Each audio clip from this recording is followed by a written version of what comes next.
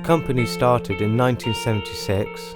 My father was a property developer. He went bankrupt in the first oil crisis. He was looking for a new business. He noticed that whenever he went to any car showroom or anywhere like that, there was always a Morris Minor on the forecourt, and it always started. He was always a big fan of design and architecture. He was an artist originally, and he always loved the shapes of the Morris because it did have an element of that American styling to it, and he was always an admirer of Visigonis's work as a designer. He started off with 3 cars, and in the process of that he realised actually now they're out of production. There is a whole new way of manufacturing going on, which is factory based with a built-in obsolescence, so that people can't work on them themselves. You have to go to a specialist. So with the Minor's mechanical simplicity, to a certain extent this allows the mechanically minded a chance to be able to service and repair it themselves. You don't need computers to do it now, you just need someone who knows how it works.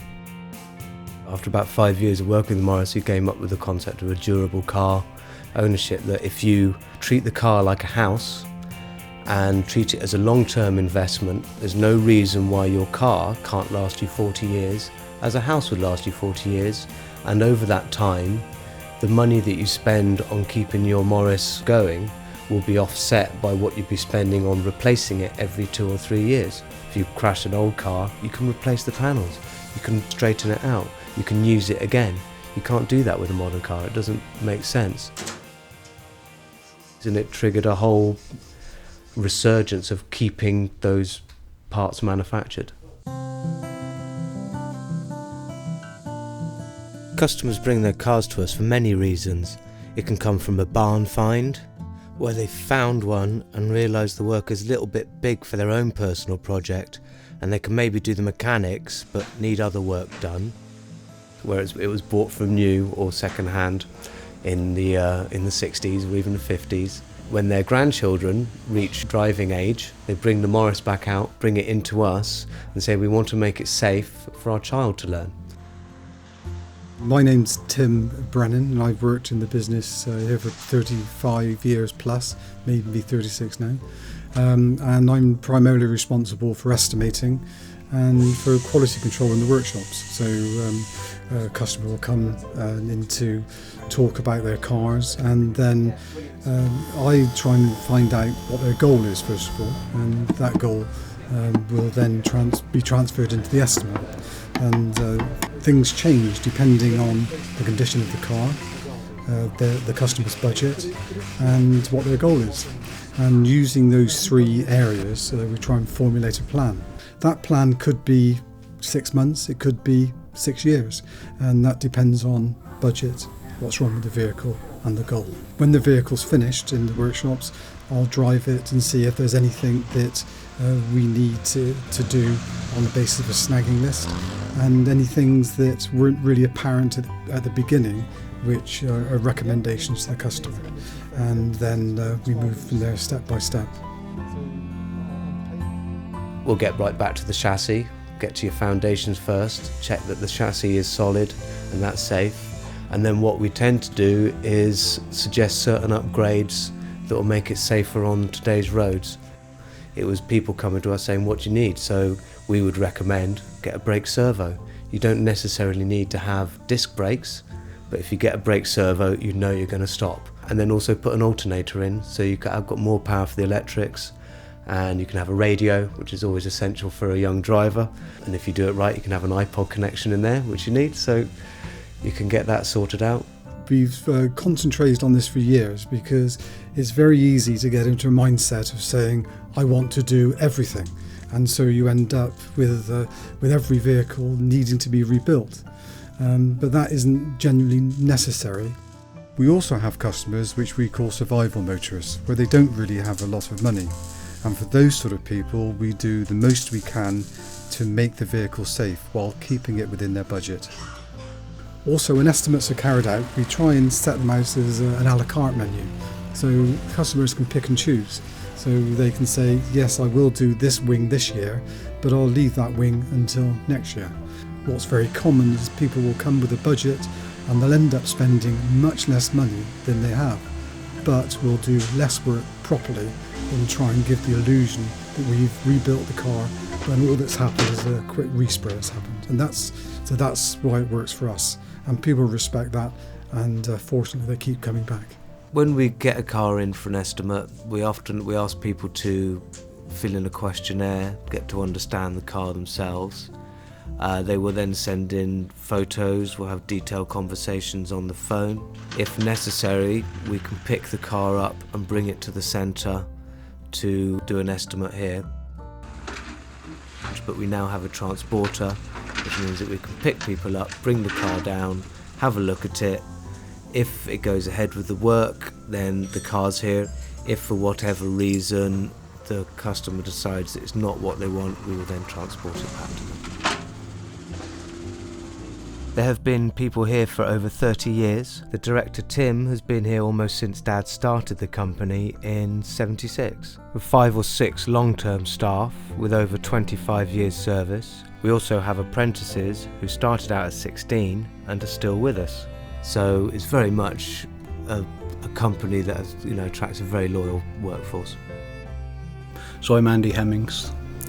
Been with the company since '85, so 28 years this year, and I'm the workshop manager. The general day-to-day would be to consult the diary to see who's in for a day job or dropping off for restoration work.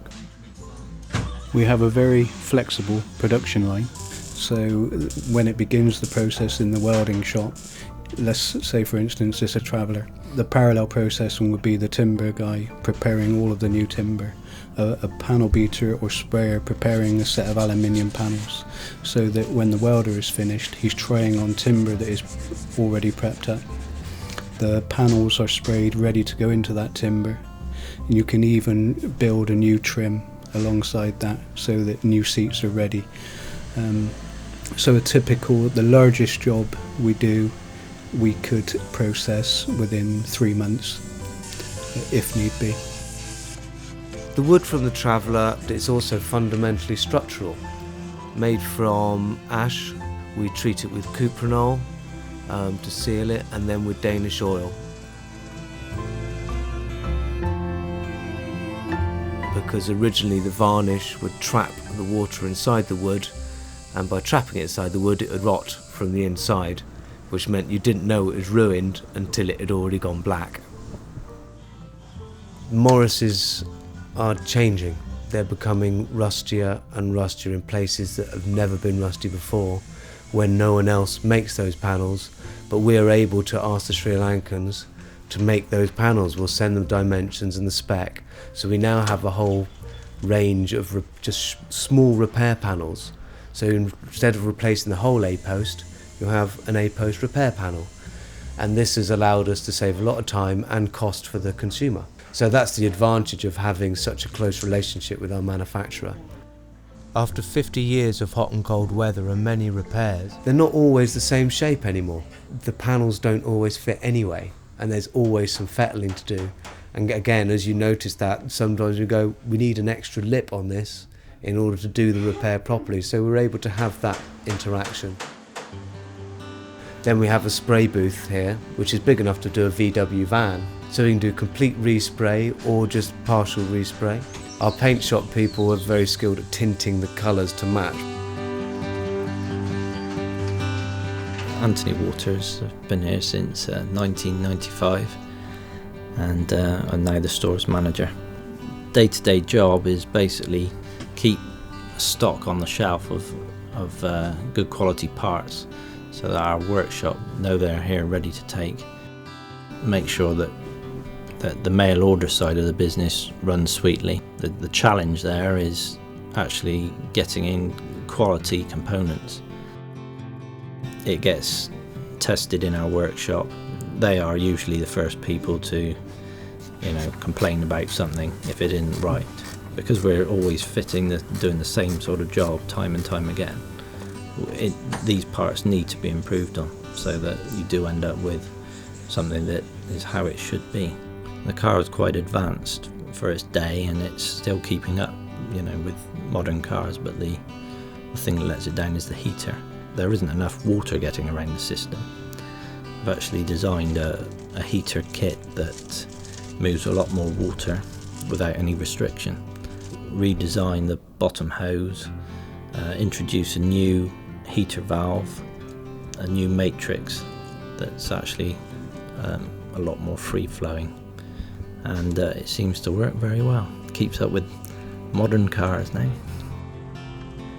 When something leaves us, we know that it will fit and the customer will be happy, and that part will do its job and it will last.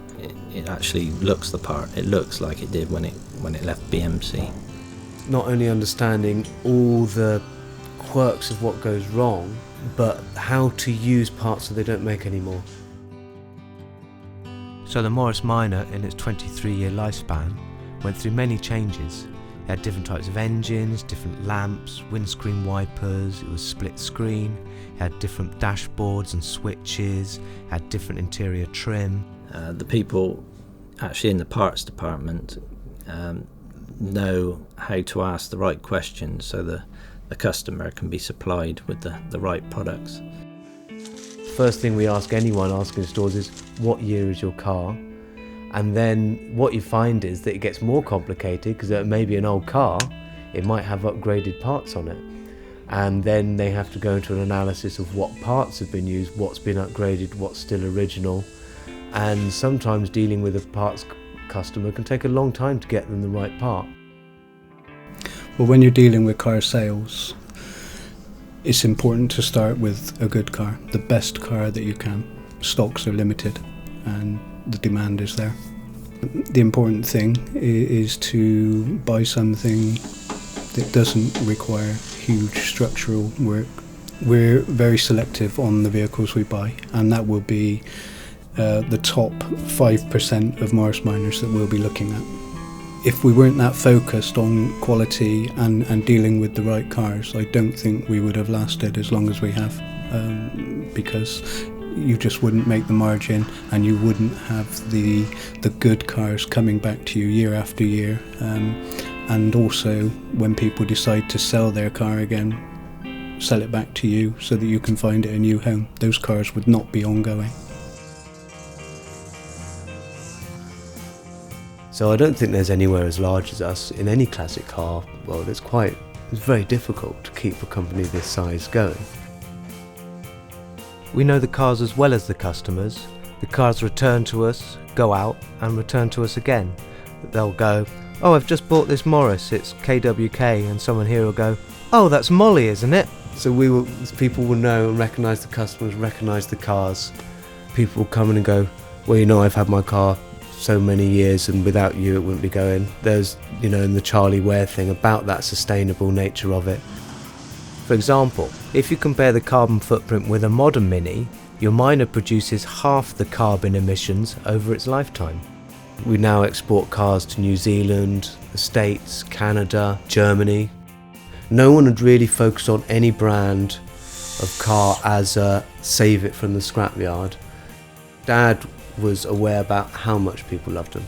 They treat them like people, as member of the family. As a company, we can't treat them as an object because our customers don't treat them as an object. They have names, they're handed down through the family, through generations. So we have to respond to that.